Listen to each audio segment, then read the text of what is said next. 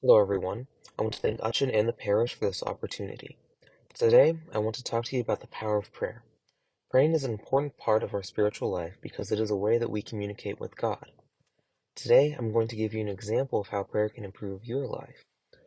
One example is from the Old Testament, and it is about how God answered Hannah's prayer.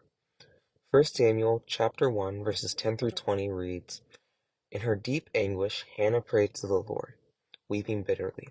And she made a vow, saying, Lord Almighty, if you will only look on your servant's misery and remember me, and not forget your servant, but give her a son, then I will give him to the Lord for all the days of his life, and no razor will ever be used on his head." As she kept on praying to the Lord, Eli observed her mouth.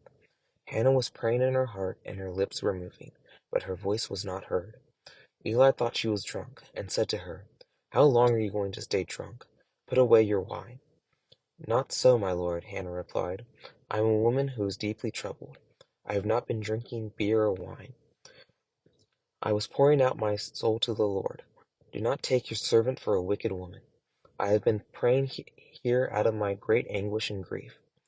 Eli answered, "Go in peace, and may the God of Israel grant you what you have asked of him."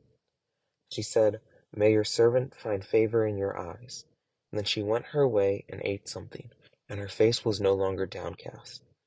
Early the next morning they arose and worshipped before the Lord, and then went back home to Ramah. Elkanah knew Hannah as his wife, and the Lord remembered her. So in the course of time, Hannah became pregnant and gave birth to a son. She named him Samuel, saying, "Because I asked the Lord for him."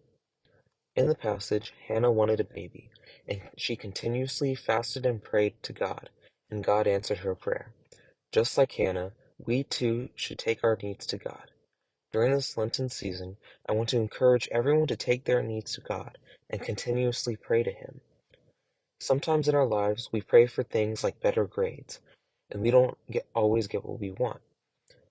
Even though God does not answer our prayers when we want Him to, remember that God has a plan, and that He will answer your prayers when the time is right. Thank you, and God bless.